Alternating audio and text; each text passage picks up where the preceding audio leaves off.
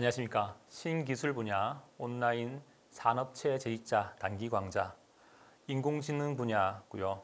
기본으로 준비했습니다. 그리고 제가 오늘 말씀드릴 자료는 디지털 영상 처리 기술과 인공지능 응용에 대해서 소개해 드리겠습니다. 저는 창원대학교에서 근무하는 권오설이라고 합니다. 먼저 제 소개를 간단하게 준비했고요. 저는 창원대학교 로봇제어계측공학과에서 근무하고 있습니다. 제 전공은 인공지능 관련 분야고요. 그것을 이제 객체 인식, 컴퓨터 비전 그리고 이를 통해서 로봇 응용에 하는 그런 연구를 진행하고 있습니다. 제가 오늘 소개해 드릴 자료는 크게 세 개로 나누어지는데요. 디지털 영상 처리가 무엇인지, 그리고 두 번째는 인공지능이 무엇인지, 마지막으로 영상 처리와 인공지능이 만났을 때 어떻게 현재 우리 실생활에 혹은 기술적으로 혹은 학술적으로 응용이 되는지, 이렇게 세 가지 형태로 그 자료를 모아서 소개해 드리도록 하겠습니다. 먼저 첫 번째 파트인데요. 영상 처리, 특히 그 중에서 디지털 영상 처리가 무엇인지 말씀을 드리겠습니다. 먼저 영상 처리에 대해서 정의를 할 거고요. 이거를 처리하는 과정을 좀 더 디테일하게 한번 말씀을 드리고, 기본적인 영상 처리는 어떤 형태로 진행되는지에 대해서 말씀을 드리겠습니다. 자, 영상이라고 하는 것은 보통 영어로는 이미지라고 말하는데요. 정의를 보면 밝기와 색상이 다른 일정한 화소로 구성된 정보의 집합이라고 정의할 수 있습니다.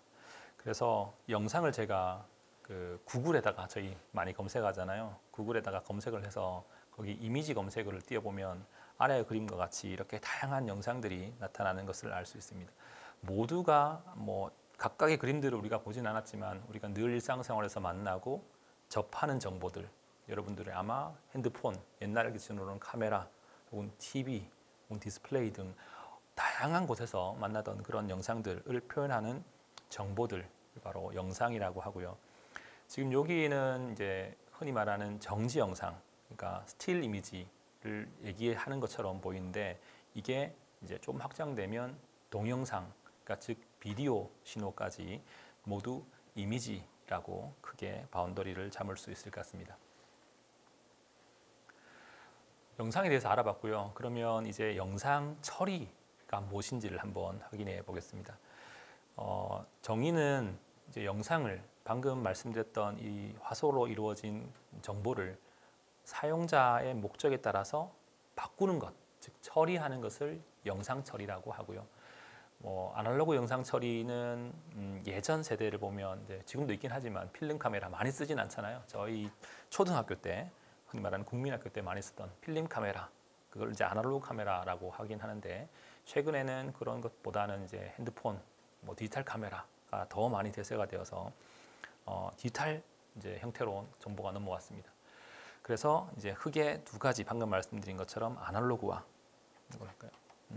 아날로그와 디지털 영상 처리로 구분할 수 있고요. 요거는 조금 원론적이긴 하지만 이 아날로그 신호가 디지털 신호가 되는 크게 두 가지 단계로 이렇게 변환할 수 있습니다. 뭐냐 하면 시간에 따른 샘플링, 즉 표본화가 있고요. 크기에 따른 양자화, 즉 구조가 조금 다릅니다. 얘와 얘를 표현하는 방식이 다르고, 아날로그를 표현하는 시스템이 다르고, 디지털을 표현하는 시스템과 수학적 모델링, 즉 차원이 조금 다른 케이스가 있습니다. 그래서 두 가지 단계로 일단 구분할 수 있다 정도로 보시면 됐습니다. 저희는 이제 디지털 영상 처리 관련된 최신 이슈는 다 이런 부분이니까요. 여기를 기준으로 한번 설명을 드리겠습니다. 자, 영상에 대해서 알아봤고요. 그러면 이런 영상은 어떻게 처리하는가, 단계로 나눌 수 있는가 한번 확인해 보겠습니다. 자, 처음에 이제 어떤 영상을 이제 먼저 획득을 해야겠죠. 영상을 획득하는 단계가 있습니다. 영상을 애퀴지션 하는 단계가 있고요. 이 단계는 이제 영상의 구성에 대해서 먼저 알아야 영상을 획득할 수 있습니다. 영상을 구성하는 요소는 크게 세 가지로 나눌 수 있는데요. 먼저 우리가 바라보는 모든 정보의 근원이 되는 빛, 빛이 있어야 영상을 획득할 수 있고요. 빛이 어떤 물체에 닿아서 반사된 정보가 우리 눈 혹은 카메라에 들어왔을 때 바로 상이 맺히게 되고 그 상을 가지고 최종적으로는 뭐 영상 정보 혹은 디지털 정보 이렇게 그 세 개의 구성 요소가 어떤 형태의 물리적인 반응 혹은 작용을 통해서 결과가 맺히는 것, 이 이제 영상의 획득 과정이라고 할 수 있습니다. 그 중에서 이제 이쪽 파트가 즉 수광체라고 하는데 이게 카메라 센서가 되면 이제 물리적으로 공학적으로 어떤 센서 측면으로 접근할 수 있고요. 얘가 이제 흔히 말하는 제가 전공인 전자공학 전공으로 그렇게 정의할 수 있습니다. 근데 만약에 얘 센서가 만약에 사람의 눈이다라고 하면 전자공학이라고 보기에는 조금 애매한, 즉 인간의 그 세포 뭐 이런 그런 형태로 넘어가게 됩니다. 그래서 바이오 공학으로 넘어갈 수도 있습니다. 제가 박사 학위는 전자공학을 했고요. 이제 미국에서 연구를 2년 동안 할 때는 뇌 심리신경공학과에서 공부를 했습니다. 그래서 이게 센서냐, 사람의 눈이냐에 따라서 그 나머지 정보는 동일한데 그 중간 뭐랄까 최종적으로 정보가 어디서 어떻게 처리할 것인가, 뇌에서 처리할 것인가, 센서에서 처리할 것인가에 따라서 달라지기 때문에 그런 뭐랄까 다른 관점 영역에서 바라볼 수 있습니다. 요 영상을 획득하는 것만으로도 다른 전공이 나눠질 수 있습니다. 다음으로 영상이 이제 뭐 데이터가 됐든 눈이 됐든 어디에 들어왔다고 치면 경우에 따라서는 영상이 사람에 따라서 마음에 안 들 수 있습니다. 혹은 뭐 흔히 말하는 화질이 안 좋네라고 생각할 수 있습니다. 그거를 바꾸는 과정을 영상 향상이라고 합니다. 인핸스먼트라고 하는데요. 뭐 여기 예시 같은 경우에는 영상이 보시면 아시겠습니다만은 조금 대비, 즉 컨트라스트가 떨어지네. 눈으로 알아보기 힘든 영상인데 어떻게 잘 바꾸지, 좋게 만들지, 이렇게 대비를 향상시킬 수도 있고요. 기타 뭐 색을 향상시킬 수도 있고요. 하고 경우에 따라서는 내가 원하는 정보만 뽑아낼 수 있는 다양한 방법으로 영상을 향상시키는 방법들이 많이 있습니다. 그래서 그런 기초적인 영상 처리 단계가 뭐 있고요. 다음으로는 영상 복원 단계가 있습니다. 영상 향상과 복원 방금 말씀드렸는데 둘 다 좀 원래보다는 좋게 만드는 그런 컨셉으로 생각하시면 됩니다. 근데 조금 다른 건 뭐냐면 향상이라고 하는 것은 현재보다 더 좋게 거기에 더 초점이 맞춰져 있고요. 영상의 복원이라고 하는 것은 원래 상태로 되돌아가는 것, 조금 다르죠. 물론 현재보다 더 좋게긴 한데 돌아가야 하는 종착지가 있다는 것과 혹은 없이 그냥 더 좋게 하면 돼. 조금 다릅니다. 그래서 여기는 이제 영상이 조금 경우에 따라서 원치 않는 잡음이 이게 포함되어 있습니다. 그래서 어떤 처리를 거쳐서 원래 영상으로 복원하는 것, 뭐 이런 형태로 복원 파트도 있습니다. 다음으로 영상 처리의 응용 분야 단계 중에 한 개가 바로 뭐 우리가 흔히 아는 여기 예제인데요. 지문 인식 관련된 부분은 정보를 딱 획득했는데 이게 뭐 그 사람의 정보인지 아닌지를 정확하게 확인하기가 어렵다. 그러면 다양한 영상 처리 형태학적으로 얘를 좀 뭐 향상을 시키고 혹은 보정을 하고 하는 그런 단계가 있습니다. 얘를 이제 형상 모폴로지컬 프로세싱이라고 해서 형태학적 처리로 있고요. 또 다른 단계로는 흔히 말하는 분할, 세그멘테이션이라고 하는데요. 배경과 물체 혹은 어떤 원하는 정보와 원하지 않는 정보들을 나누는 것입니다. 여기 간단한 예제는 지금 어떤 물체가 있고 물체의 그림자가 있습니다. 내가 알고 싶은 거는 물체와 그 아닌 것, 즉 배경과 그에 해당하는 정보들을 분리하는 것인데요. 그래서 정확하게 여기는 이제 물체 정보 그림자를 제외하고 나머지 정보, 즉 객체 정보만 뽑아내는 과정을 세그멘테이션이라고 하는데 여기서부터는 이제 저희 컴퓨터 비전이나 혹은 최근 영상 응용에서 많이 사용되는 그런 분야가 되겠습니다. 요거는 이제 객체 인식 영상이 입력이 되었을 때 이 파트는 여기는 어디? 예를 들어서 여기는 뭐 강아지, 여기는 뭐 자전거, 여기는 차 이런 식으로 내가 원하는 물체를 레코니션 하는 인식하는 혹은 인식된 정보를 나타내주는 그런 응용 분야가 됐습니다. 저희가 오늘 많이 소개할 내용들이 이제 인공지능 관련된 부분인데 여기에 적용되는 그 알고리즘이 바로 인공지능이라고 보시면 좀 쉽게 이해할 수 있을 것 같습니다. 그 다음으로는 어떤 영상에서 특정한 정보를 표현하기 위해서 어떻게 표현할 것인가, 그리고 묘사할 것인가, 뭐 그런 방법들이 있는데요. 요거는 역시 인식과 유사하긴 한데 뭐 새로운 응용 분야는 아니고요. 올 예전부터 많이 사용되었던 분야 중에 한 개입니다. 다음으로는 압축이라는 분야입니다. compression.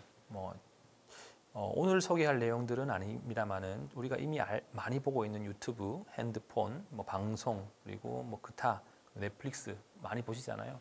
여기에는 지금 뭐 극단적으로 표현하면 원 정보는 거의 없습니다. 저희가 바라보는, 제 눈으로 바라보는 어떤 씬, 각자의 시선으로 바라보는 씬이 원 정보라고 하면 핸드폰이나 유튜브나 넷플릭스로 바라보는, 즉 디지털 기기로 바라보는 거는 거의 뭐 좀 극단적으로 표현하면 10분의 1, 100분의 1이 되는 그런 정보만 봅니다. 완전히 똑같은데요? 라고 생각할 수 있긴 하지만 그렇게 보이도록 정보를 압축해서 보여주는 그런 기술들이 있습니다. 그런 응용 분야를 컴프레션 분야고요. 이동통신, 통신 쪽에서 많이 사용하는 분야입니다. 마지막으로 컬러 프로세싱. 여기 지금 다양한 영상 관련된 부분인데 제가 했던 부분은 여기 지금 컬러 처리가 제 세부 전공, 영상 안에서 세부 전공입니다. 뭐 사진 한 장으로 표현하기는 어렵긴 하지만 엑스레이 많이 저희가 공항을 통과할 때 보게 됩니다. 뭐 하게 됩니다. 저희가 보진 않지만 세관이나 이런 쪽에서 보겠죠. 이게 엑스레이 통과해서 어떤 안에 있는 정보들을 획득을 함에 있어서 여기는 슈더 컬러라고 하는데요. 다른 어떤 컬러를 임의로 입혀서 이 정보들을 이제 그쪽 엑스레이를 판독하시는 분에게 좀 쉽게 알려주는 뭐 이런 응용 분야도 있고요. 제가 삼성에 있을 때 근무할 때는 이제 TV 쪽을 연구를 했었는데 화질을 더 좋게 하는 것, 진짜 화질을 그대로 잘 표현하게 하는 것, 뭐 그런 부분도 이제 컬러 프로세싱의 일종이라고 보시면 되겠습니다. 자, 이런 다양한 단계들을 거쳐서 최종적으로 영상 처리가 어디에 응용되느냐, 뭐 다양한 분야에 응용되지만 제가 그냥 몇 가지 예제만 한번 가져왔습니다. 가장 많이 사용되고 있는 거, 그리고 일반인들이 많이 알고 있는 게 바로 방송통신, 엔터테인먼트, 영화 관련된 부분, 뭐 OTT 포함해서요. 여기에 지금 스포츠가 있지만 스포츠 위에 뭐 자막을 넣거나 정보를 주거나 기타 나머지 이런 부분들을 하는 것들 안에도 바로 그 영상 처리 기법들이 다 포함되고요. 그다음에 요거는 지금 영화를 만드는 작업을 처리하는 것으로 제가 예제를 드렸는데 당연히 영화 쪽에서 많이 들어갑니다. 요즘에는 뭐 인공지능들이 가상의 장면들을 많이 만들어줘서 오히려 실제 어떤 뭐 영화를 꾸미는데 시간이 더 줄어든다라는 그런 신문 기사도 봤는데요. 이런 분야는 이제 더 아마 인공지능 분야가 발달함에 따라서 더 많이 응용될 것 같습니다. 기타 과거에도 많이 사용되었고 지금도 알고 있는 것처럼 의료 분야는 뭐 아까 제가 엑스레이를 말씀드렸지만 엑스레이를 포함해서 CT, MRI, 여기 PET 이런 다양한 기술들까지 해서 우리의 몸을 관리하고 체크하고 정보를 얻어내고 뭐 질병을 확인하는 그런 분야는 한 1970년대부터 꾸준히 많이 개발되었었고요, 응용되었었고요. 앞으로도 많이 될 것 같습니다. 그리고 저희가 창원에 있는데 창원 많은 공장들 있잖아요. 공장 자동화 그리고 제품 품질 품질 테스트 혹은 품질 확인을 위해서 모니터링을 위해서 많이 사용되는 그런 부분이고요. 애니메이션은 조금 전에 말씀드렸고 요즘 VR, 메타버스 하면서 많이 적용되고 있습니다. 그다음 지금 최근 비가 많이 와서 좀 당황스럽긴 한데요. 이런 위성 분야의 대기나 이런 지질 정보들을 이용하는 것도 많이 응용되고 있습니다. 그 다음으로 마지막으로 생체 관련된 지문 인식도 아까 보여드렸습니다만은 얼굴 인식, 기타 홍채 인식 이런 부분들도 지금 인공지능을 포함해서 영상 처리에서 많이 이용되고 있는 분야입니다. 자, 지금까지는 영상이 무엇이고 이 영상이 어떻게 구성되고 어떻게 처리되고 그리고 이게 어느 분야에서 응용될 수 있는가 기본적으로 말씀을 드렸고요. 두 번째 파트는 그러면 인공지능은 뭐지? 우리가 인공지능 많이 들었는데 도대체 인공지능은 뭘지? 한번 소개해드리고 마지막으로는 인공지능과 영상이 어떤 관계, 어떤 응용이 되는지 한번 말씀드리겠습니다. 인공지능을 알기 위해서는 인공지능 개념을 알아야 되는데요. 그리고 개념 속에서 한 가지 그 인공지능을 이루는 가장 기본적인 구조에 대해서 먼저 아는 게 좋을 것 같아서 제가 자료를 준비했습니다. 한번 보시겠습니다. 사진 한 장 가져왔는데요. 아마 바둑에 관심이 없으신 분도 관심이 있으신 분도 다 알고 있는 한 번쯤은 봤던 그런 사진인 것 같습니다. 저도 바둑을 꽤 많이 뒀었고 잘 둔다고 생각했었는데요. 지금 기억납니다. 2016년도의 봄인 것 같은데요. 여기 있네요. 인공지능이 제가 이렇게 썼습니다. 대중화의 시작. 그냥 인공지능 뭐 들어는 봤지만 애매한데 이게 뭐 하지? 바로 이세돌과의 바둑이었습니다. 그때 4대1로 인공지능이 이겼던 것 같고 한 판만 이제 이세돌 기사가 이겼던 그런 그 당시 기준으로는 약간 획기적이었고 인공지능이 바둑이 체스는 사람을 이길 수 있지만 바둑이라는 이 어마어마한 수에서는 이길 수 있을까? 시작전에는 그랬었거든요. 근데 결과는 완전히라고 그 예상과는 다른 그래서 많은 사람들에게 이 알파고와의 그 바둑 경기는 이세돌과의 경기는 인공지능을 알리게 되는 그런 이슈였다라고 생각해서 이 사진을 가져왔고요.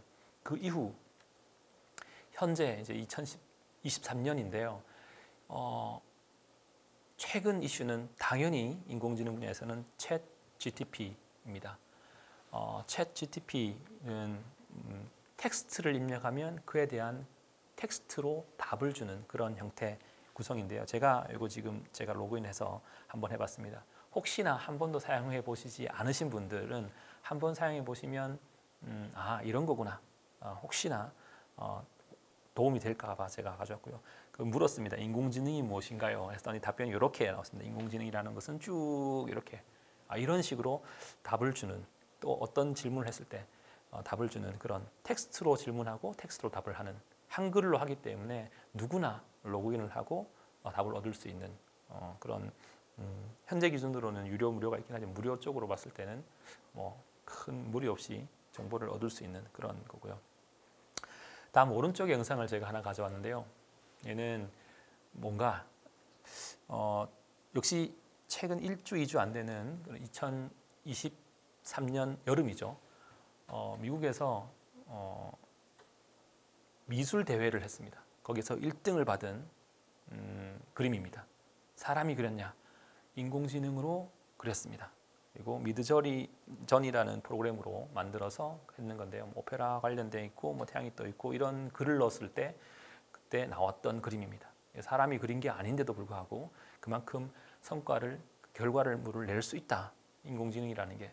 그래서 물론 한 6년 전, 7년 전에 바둑을 이기는 것도 큰 의미지만 지금은 그거보다 더 많이 발전된 인공지능 기술들. 제가 이 사진은 2개밖에 안 넣었지만 실제적으로는 많은 TV에 나왔지만 사람의 얼굴을 만들고 그 다음에 노래를 만들고 그 다음에 시를 쓰고 글을 쓰고 작가가 되고 하는 그런 여러 가지 프로그램들이 많이 지금 상용화되고 있습니다. 혹은 오픈되고 있습니다. 그래서 이게 좀 더 이게 윤리적인가 아닌가 문제는 또 다른 문제이긴 하지만 기술적으로는 어마어마하게 많이 발전되고 있는 것 같아서 제가 인공지능의 현재라는 측면에서 2가지 예제를 준비했습니다. 자, 그럼 이제 이런 인공지능을 우리가 알아봐야 되는데요. 그렇기 위해서는 가장 기본적인 키워드를 먼저 한번 알아봐야 될 것 같습니다. 그래서 제가 키워드를 3가지를 준비했는데요. 인공지능이 뭔지, 머신러닝이 뭔지, 그리고 딥러닝이 뭔지 한번 보겠습니다. 인공지능은 인간의 학습, 추론, 지각 능력을 구현한 컴퓨터 프로그램입니다.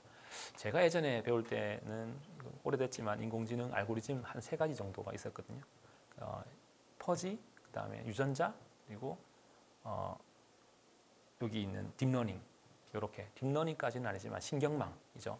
그렇게 세 가지를 배웠었던, 그러니까 다양한 알고리즘들이 구현할 수 있습니다. 이런 프로그램들로 구현할 수 있는데 그 중에 우리가 알고 있는 지금 최근에는 거의 이제 신경망 혹은 딥러닝으로 넘어가고 있는 그런 추세입니다. 그 다음 단어가 바로 머신러닝인데요. 컴퓨터가 학습할 수 있도록 하는 알고리즘 및 기술이라고 있습니다. 역시 머신러닝 알고리즘을 검색을 하시면 여러 가지 알고리즘들이 많이 나옵니다. 그래서 사람이 할 수 있는 일들을 컴퓨터에게 시키는데 얘가 어떤 알고리즘을 쓰면 할 수 있는가? 뭐 똑같아 보이긴 하지만 조금 다릅니다. 분류기 기준으로 많이 적용되는데요. 머신러닝이라는 게 있고요. 얘는 대신 컨셉은 학습입니다. 학습을 할 수 있도록 해서 결과물을 얻는 것이라고 보시면 됩니다. 물론 신경망도 마찬가지고요. 자, 마지막으로 딥러닝인데요. 여러 비선형 변환의 조합으로 높은 수준의 기계학습을 하도록 하는 알고리즘입니다. 그래서 크게 카테고리가 3개 있지만 오른쪽 그림을 보시면 인공지능이 제일 큰 범위고요. 그리고 머신러닝이라는 어떤 파트가 있고 여기도 알고리즘들이 쭉 많이 나옵니다. 그 중에 한 개가 신경망 중에서 조금 디테일한 것, 그걸 딥러닝이라고 하고요. 최근에는 인공지능이 거의 딥러닝이다. 물론 머신러닝은 알고리즘이 여러 개가 아직도 많이 존재합니다. 상용화되고 많이 쓰이긴 한데 일반인 기준으로는 인공지능을 알고 있다고 하시면 딥러닝을 바로 인공지능이라고 보시면 될 것 같습니다. 자, 이제 인공지능에 대해서 알아봤고요. 그러면 이 인공지능이 어떻게 구성되고 그리고 어떻게 연산이 되는지 한번 기본적으로 한번 알아보기 위해서 제가 사람의 뇌와 컴퓨터의 구조에 대해서 간단하게 한번 해봤습니다. 사람의 뇌는 뉴런이라는 걸로 구성되는데요. 뉴런은 정보를 처리하는 최소 단위입니다. 이거는 뭐 물리적으로, 생물학적으로 이거는 정해진 거기 때문에 세포입니다. 세포. 얘는 어떻게 돼 있냐? 10의 11승계의 뉴런이 뇌에 있답니다. 그리고 각 뉴런은 또 1000개씩 연결되어 있답니다. 이렇게 이제 뭐 이게 뉴런 전체 구조고 그 중에 일부 여기 이제 시냅스, 우리가 초중고등학교 때 들어봤던 세포의 그 구성 요소 중에 한 개죠. 시냅스가 이렇게 구성되어 있습니다. 얘가 자극을 받아서 얘가 이 자극이네, 자극을 줘야겠다 하면 여기에 어떤 뭐 물질이 분포되어서 옆으로 전달되는 뭐 이런 구조로 뉴런들이 탁 전체적으로 구성되어 있습니다. 그 다음으로 이제 컴퓨터를 알아봐야 되는데요. 컴퓨터는 이게 약 100년 전에 폰 노이만 구조의 컴퓨터가 만들어지고 약 100년간 거의 구조 변화하지 않았습니다. 뭐냐 하면 계산을 하는 파트와 저장을 하는 파트가 명확하게 구분이 되어 있어서 메모리, 흔히 메모리라고 하죠. CPU라고 하고 얘가 어떤 CPU가 뭔가를 처리하려면 메모리에 있는 걸 읽어와서 이쪽에서 처리해서 다시 넘겨주는 이게 반복되는 그런 거고요. 최근에는 이 구조가 깨어지고 있습니다. 그래서 뭐가 나오냐? 인공지능 반도체라는 게 요즘에 반도체가 하도 이슈인데요. 뭐 경제적으로도 이슈고 뭐 사회적으로도 이슈입니다. 과학 기술계에서도 많이 이슈고요. 그래서 여기는 뭐냐 하면 인공지능 반도체는 이 폰 노이만의 구조를 끼웠다라는 그런 측면에서 의미가 있습니다. 메모리에서 연산을 좀 하면 안 될까? 그러니까 메모리 쪽에다가 연산 유닛을 좀 둬서 그러면 뭐가 좋냐면 이 왔다 갔다 하는 데이터 트래픽이 줄어드는 장점이 있습니다. 그래서 일부 간단한 연산은 여기서 하고 진짜 많은 연산이 필요한 것은 이쪽에서 하고 뭐 이런 형태의 형태가 바뀐 이런 형태의 반도체를 인공지능 반도체라고 해서 이렇게 처리를 하게 됩니다. 자, 이제 인공지능 아까 시냅스 알아봤는데요. 시냅스를 모델링했다 혹은 뉴런을 모델링했다고 하는 게 바로 인공지능의 퍼셉트론이라고 할 수 있습니다. 그래서 신경망 알고리즘의 기본이 되는 구조고요. 입력이 들어오고 뭔지 모르지만 연산을 하고 출력을 하는 이런 형태가 이제 함수 혹은 시스템이라고 보면 됩니다. 맞죠? 입력, 출력, 시스템이잖아요. 시스템은 우리가 모두가 알고 있는 그런 형태. 얘는 어떻게 할 건데? 얘는 뭔지는 모르지만 두 개를 좀 나눌 수 없을까? 어떤 결과를 얻을 수 없을까? 하는 게 퍼셉트론의 기본적인 구조입니다. 그래서 얘는 학습하는 과정에서 가중치를 조절해서 어떤 두 개를 나누는 선형 분리하는 어떤 형태로 한번 만들어 보자가 퍼셉트론의 시작입니다. 오른쪽 그림을 보시면 고양이와 개, 개라고 일단 정의를 하면 고양이는 맞는 것 같고요. 두 개가 있으면 대충 이렇게 나눌 수 있을 것 같습니다. 개가 하나 더 들어오면 또 이렇게 나눌 수 있을 것 같아요. 하나 더 들어오면 또 이쪽이니까 고양이도 하나 더 들어왔고요. 이렇게 나눌 수 있을 것 같아요. 이렇게 나눌 수 있을 것 같아요. 그러니까 이거 데이터가 들어옴에 따라서 뭔지는 모르지만 어떤 과정을 통해서 두 개를 나눌 수 있는 물을 도출하는 것. 여기서는 결과물이라는 것은 선형 방정식, 1차 방정식이 되겠죠. 결과물을 얻어내면 이 1차 방정식이 딱 나오면 이제 끝나는 겁니다. 그 1차 방정식을 위한 가중치를 결정하면 끝나는 겁니다. 1차 방정식의 값이 가중치라고 생각하시면 됩니다. 그래서 이게 인공지능이고요. 이걸 어떻게 할 건데 실제적으로는 이렇게 구조가 되어 있고 연산을 할 수 있습니다. 뭐냐 하면 입력층과 출력층으로 아까 말씀드렸고 연산하는 단계는 얘입니다. 가중치가 이거를 연산 처리를 할 수 있게끔 입력이 들어오고 그 다음에 가중치가 입력에 여기 지금 선이 연결됐다는 거는 곱을 한다는 뜻입니다. 곱을 해서 출력을 만들어내고 마지막 출력 함수가 여기 전달 함수라는 게 있는데 전달 함수를 통해서 결과물을 만들어내는 것. 요 왼쪽 그림을 수학적으로 모델링한 게 요거거든요. 큰 의미는 없습니다만 일단 왼쪽 그림을 이해하시면 조금 쉽게 이해할 수 있을 것 같습니다. 요것만으로도 선형 분류기는 어느 정도 되는 것 같아요. 선형이라는 것은 1차 방정식을 만들어내는 그런 구조가 되겠습니다. 근데 여기 좀 한계가 있습니다. 경우에 따라서 조금 복잡한 거는 안 되더라 이거죠. 그래서 어떻게 하느냐?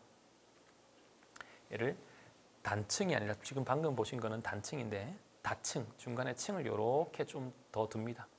다층을 퍼센트론을 만들면 조금 전에 제가 말씀드렸던 좀 복잡한 것, 조금 다수의 데이터들 안 되는 것들이 얘가 조금씩 추가됨에 따라서 성능이 조금 좁아지면서 결과적으로 이제 문제가 해결되는 그런 경향이 있어서 이런 다층 형태로 만들게 됩니다. 다층 퍼셉트론은 크게 세 가지인데요. 입력, 은익층, 입력층, 은익층, 출력층 이렇게 세 가지로 구성이 되어서 이제 대신 이제 은익층을 여러 개의 은익층도 여러 개의 층을 만들 수 있고 또 많이 만들 수 있습니다. 많이 추가함에 따라서 당연히 복잡해지겠죠. 복잡해지면 계산이 힘들어지면 실생활에 못 쓰고 우리가 이제 어떤 응용에 따라서 사용해야 되는데 못 쓰는 그런 문제가 발생할 수 있고 혹은 또 데이터가 또 많아지면 얘들이 또 어떤 다른 문제가 발생하는 그런 문제도 있습니다. 그래서 무작정 많이 할 것인가 혹은 적게 할 것인가에 대한 연구도 최근에는 많이 진행되고 있습니다. 자, 그러면 이 다층 퍼셉트론을 이제 만들었는데 그럼 얘는 어떻게 동작하는데요? 다층 퍼셉트론을 만들면 동작은 아주 간단합니다. 저희가 가지고 있는 입력값 혹은 경우에 따라서는 출력값도 가지고 있습니다. 그러니까 원하는 값이 있을 거니까 입력값과 원하는 값을 이 모델에 따라서 입력을 넣습니다. 넣으면 이제 원래 초기치 웨이트에 따라서 이제 출력값이 결정될 거고요. 내가 원하는 값들이 있는데 그 원하는 값과 오차를 계산합니다. 차이를 계산해서 차이가 없으면 웨이트들을 변화시키지 않습니다. 차이가 있다. 차이가 있으면 그 웨이트들을 여기에 있는 값을 거꾸로 역순으로 웨이트들을 조금씩 변화시켜서 웨이트들을 재조정합니다. 왜? 내가 원하는 값하고 다르게 나왔으니까. 같이 나오면 이게는 그냥 끝입니다. 그리고 이 데이터가 만약에 10개가 있다.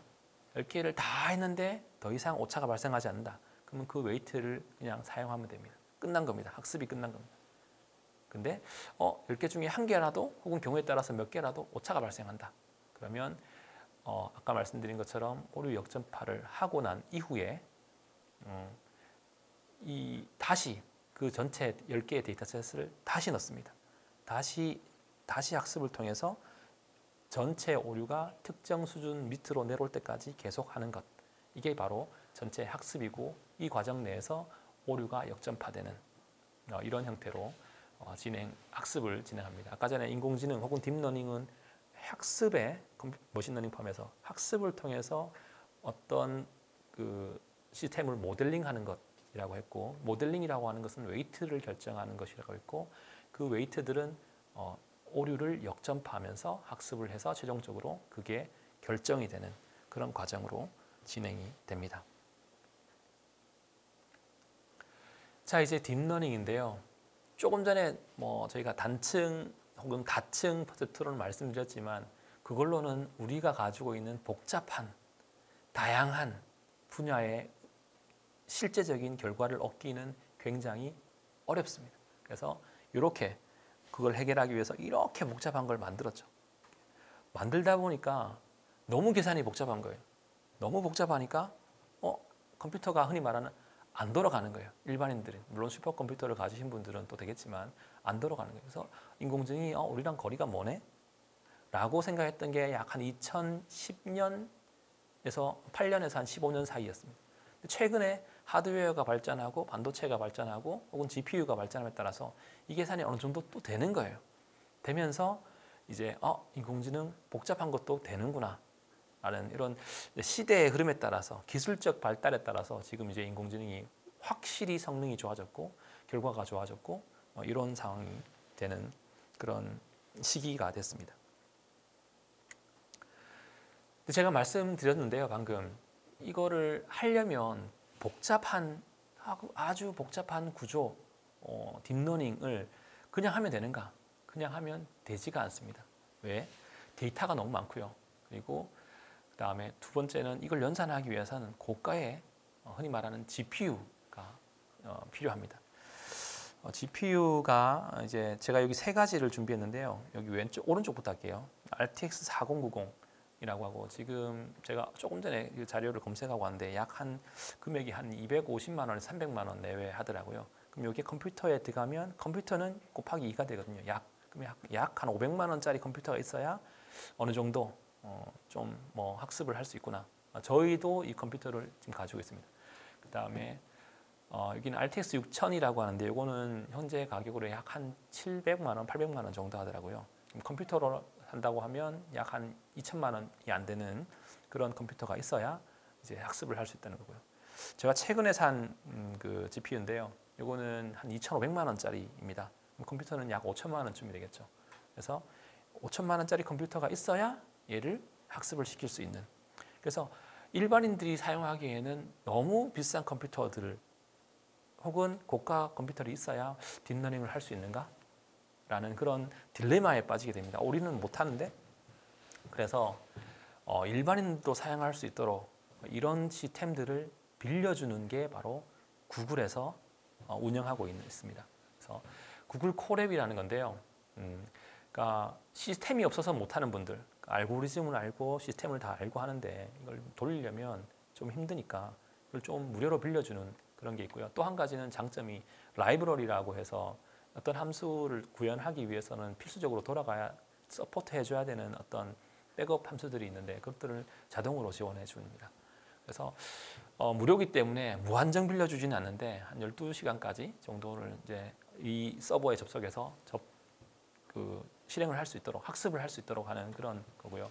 저희가 한번 젤을 만들어서 제공했더니 그대로 따라하기만 해도 되는 거는 한 하루만 공부를 하면 큰 문제 없이 일반인들도 쉽게 무언가를 학습할 수 있더라. 내 얼굴을 혹은 우리 가족의 얼굴을 인식하는 시스템을 만들 수 있더라. 라고 일단 한번 테스트는 해봤었습니다. 그래서 구글 콜앱 혹시 컴퓨터를 통해서 학습을 하고 싶다고 하시는 분들은 구글 콜앱을 통해서 이용하시면 될 것 같습니다. 자, 이제 이런 인공지능에 대해서 한번 알아봤고요. 그 전에 디지털 영상 처리에 대해서 알아봤습니다. 그러면 이 영상과 인공지능이 만났을 때 어디에 어떻게 응용할 수 있는지를 한번 알아보도록 하겠습니다. 그게 제가 몇 가지를 준비했는데요. 다 아시는 분야 중에 한 개입니다. 자율주행 자동차 쪽, 그리고 드론 쪽, 그리고 지능형 카메라 쪽, 그리고 스마트팜 쪽, 그리고 저희가 좀 했던 부분들을 좀 추가적으로 사진 몇 장과 동영상을 준비했습니다. 그래서 동영상을 보시면서 사진을 보시면서 제가 설명을 드리겠습니다. 조금 전에 했던 부분들을 좀 정리하면 기본적인 응용 분야는 영상 분야의 기계학습이 바로 인공지능을 통해서 응용될 수 있습니다. 기계학습의 가장 기본적인 것 중에 한 개가 바로 분류, 검출, 분할입니다. 제가 분류, 검출, 분할을 이렇게 세 가지로 정리를 그림을 만들어 봤는데요. 이것도 역시 제가 그 구글에서 검색해서 이렇게 올린 겁니다. 분류한 것들을 정리를 했고, 검출한 것들을 정리했고, 분할한 것들을 정리했습니다. 분류라고 하는 것은 어떤 물체를 지정된 값으로 나누어 구분하는 것. 이제 뭐 여기 사람, 여기 개죠, 개와 뭐 말이나 뭐 캣이나 이런 것들이 나누어 있는 것들을 칸나 이렇게 정리한 것들이고요. 검출은 영상 내에 어떤 정보들을 이제 박스 형태로 이렇게 표시해서 정보를 제공하는 것이라고 보시면 좋을 것 같습니다.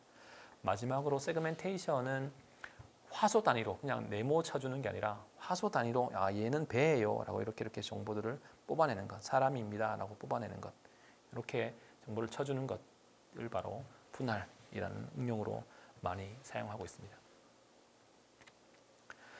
저 연구실에서도 지금 인공지능 관련 연구를 하고 있는데요. 분야 중에서 몇 가지를 가져왔습니다. 먼저 초고해상도 얼굴 인식이라는 분야인데요. 일반적으로 이제 CCTV가 공공장소에 있으면 여러 가지 비용적인 문제, 그리고 보안적인 문제, 정보 보안 문제 뭐 이런 게 있어서 화질이 좀 떨어지는 카메라를 사용하는 경향이 있습니다. 그래서 실제로 이제 뭐 어떤 여기 복도랄까 공항 그리고 공공장소 이런 데 보면 카메라들이 아주 좋은 카메라들을 설치하기도 어렵고, 그리고 그냥 그렇다고 해서 카메라가 없는 경우도 아니고 했는데 해서 얘를 이제 확대를 해보면, 가져와 보면 정보를 거의 알기가 어려운 경우가 많습니다. 그래서 이런 경우에는 이제 얘를 좀 어떤 처리를 통해서 더 좋은 이미지 인핸스먼트 혹은 복원을 해야 되는데, 그때 사용되는 게 인공지능 방식이고요. 제가 여기 오른쪽에 사진을 좀 준비했는데, 왼쪽에 지금 이게 여기 있는 사진과 동일하다고 보시면 됩니다. 뭐 알아보기는 힘들지만 그냥 이렇게 돼 있고요. 얘를 그냥 확대한 것, 즉 그냥 바로 그냥 확대한 것은 이렇게 형태가 되고요. 제가 클릭을 할 때마다 볼까요? 조금씩 성능이 좋아지는 게 보이실 겁니다. 그렇죠? 뭐 원본과 오른쪽은 원본이고요. 얘와 똑같이 되면 좋겠지만 똑같이는 안 되지만 그래도 어느 정도까지 근사하게 가는 것을 확인할 수 있습니다. 그 전에 비해서 이럴 때 작용하는 것이 바로 인공지능 알고리즘이라고 보시면 될 것 같습니다. 그 다음은 이제 연구 분야가 스마트팜인데요. 스마트팜에서 저희 우리나라에서는 아직 스마트팜이 많이 활용되고 있긴 하지만 조금 외국과는 좀 다른 컨셉으로 사용되고 있습니다. 아직 중간적인 단계, 공장형 스마트팜보다는 비닐하우스형이 많습니다. 제가 요청받은 거는 뭐냐 하면, 비닐하우스에 이제 로봇이 다니면서 이제 농약을 치거나 뭔가를 해야 되는데, 이게 일반 우리가 도로를 검출하는 것은 생각보다 조금 쉽습니다. 기록화도 괜찮고요. 왜냐하면 선이 있기 때문에, 선이 있고 나머지 정보들이 틀이 있기 때문에. 근데 이제 스마트팜에서는 또 그런 게 없거든요. 선도 없고, 그다음에 길 표시도 없고, 근데 노지랑 그다음에 그냥 농작물이랑, 그래서 이런 부분에서는 이제 그냥 막연하긴 하지만 일단 도로라고 생각되는 주행할 수 있는 영역들을 검출하는 방법들을 이 기존 도로와는 좀 다르게 해야 되는 그런 부분이 있습니다. 말이 이렇게 되어 있지만 이 스마트팜과 조금 이따 말씀드릴 스마트 팩토리와도 비슷합니다. 스마트 팩토리도 길도 없고, AGV는 가이디드가 되어서 라인을 따라가지만 AMV 같은 경우에는 길 없이 그냥 따라가야 되는 부분이기 때문에 이런 거는 스마트팜, 스마트 팩토리가 같은 의미로 보시면 될 것 같습니다. 그래서 확실히 데이터를 가지고 학습을 해서 로봇이 주행할 수 있는 공간이 여기니 이 안에서 특정한 방법으로 좌우로 움직이고 특정한 미션을 수행하라 라는 그런 컨셉으로 연구를 진행했었습니다. 그 다음 가장 기본적으로 많이 사용되고 있는 자율주행.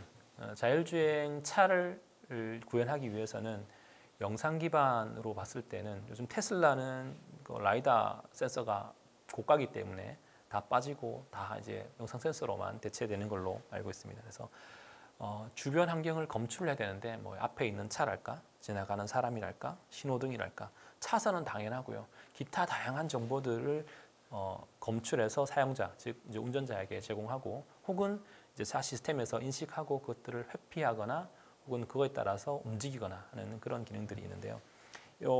지금 여기는 거의 검출 컨셉이라서, 검출에는 여러분들이 많이 보셨을 수도 있는 욜로 지금 8까지 나와 있는데요. 7, 8까지. 8까지 나오는 욜로 기반으로 검출을 하면 실시간으로 검출이 되는 그런 형태의 결과를 볼 수 있습니다. 아까 전에 좀 스마트 팜에서도 잠깐 말씀드렸는데, 스마트 팩토리에서도 지금 객체 검출을 위해서는 특히 이제 작은 물체 같은 경우에는, 그리고 임시적으로 있는 물체들 같은 경우에는 검출을 해야 되는 경우가 있는데, 저도 지금 하고 있는 부분인데요. 이때는 역시 마찬가지 욜로를 사용해서 그다음에 하드웨어적으로, 그다음에 제슨 보드를 사용해서 결과를 얻는 그런 것들을 별도로 하고 있습니다. 다음은 위성 영상인데요. 이거 자율주행의 조금 다른 버전입니다. 관제 시스템에서는 또 이제 어떤 도로 위의 환경을 알아야 되는데, 관제 시스템 같은 경우에는 영상이 일반 차로에 있는 게 아니라 뭐 항공까지는 아니지만 일단 전봇대 위나 혹은 그 위쪽에서 혹은 위성 쪽에서 정보가 있어야 됩니다. 그럴 때는 좀 다릅니다. 영상이 아주 작고 그다음에 검출하기 어렵고 하는, 그때도 역시 인공지능 기법을 사용하게 되면, 여기는 지금 적당한 높이이긴 하지만 위성 영상, 아주 높은 영상 1km 상공 이상에서도 이 안에 있는 뭐 예를 들어서 비행기 혹은 도로 위에 차들을 검출할 수 있는 그런 결과들을 내야 되는 그런 응용에 인공지능이 사용됩니다. 저희 창원공단 안에는 많은 공장들이 있는데요. 스마트 팩토리 쪽 혹은 그 공장 기기 운영 진단 쪽에서도 많이 지금 인공지능이 많이 사용되고 있고요. 여기는 공작 기계의 정보들을 받아서 얘가 지금 앞으로 더 정상적으로 뭐 절삭이나 이런 것들이 진행되는가, 혹은 현재 이상이 있는가, 혹은 언제까지 정상적으로 진행할 것인가, 이런 것들을 데이터를 통해서 인공지능 기법으로 고장 진단 혹은을 체크하는, 이상 진단을 체크하는 그런 것들도 인공지능 기법으로 지금 적용되고 있습니다. 자, 이거는 그냥 예제로 만든 건데요. 한번 잠시만.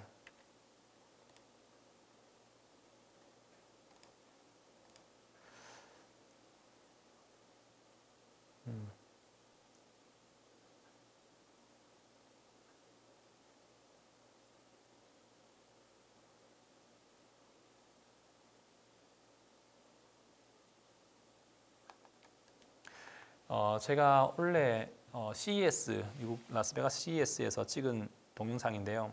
뭐 스마트 팜 혹은 뭐 스마트 팩토리에서 협동 로봇 컨셉으로 두산에서 이렇게 만들어서 시연을 하더라고요. 그래서 이런 형태로도 로봇, 인공지능들이 이제 물체를 인식하고 이동하고 그다음에 다른 미션을 수행하는 그런 부분이라도 적용할 수 있구나라고 한번 봤었습니다. 여기도 마찬가지 제가 역시 CES에서 제가 직접 찍은 사진인데요. 만도 국내 업체거든요. 자율주행 4단계, 자율주행이 5단계까지가 있는데 4단계를 구현했다라고 해서 시연을 했는데, 잠깐만 보시겠습니다.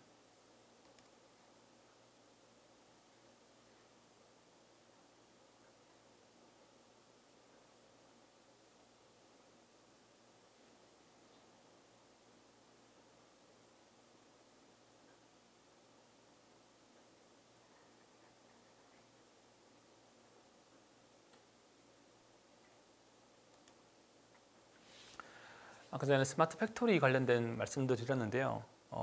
공장에서 안전, 요즘 뭐 중대재해법 문제가 있어서 많이 이슈가 되고 있는데, 보시죠. 잠시만요.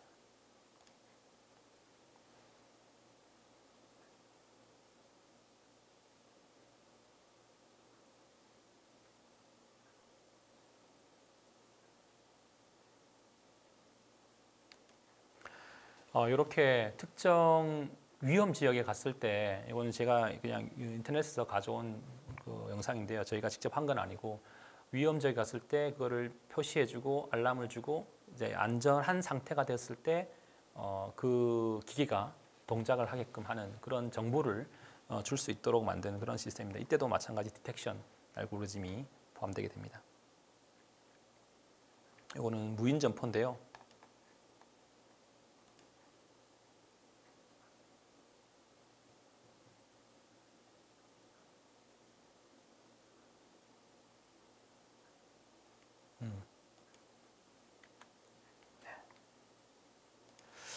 여기 있네요. 잠깐만요. 요거는 위성 영상 드론에서도 많이 인공지능과 그 영상 처리가 결합된 부분을 확인할 수 있습니다. 보시죠.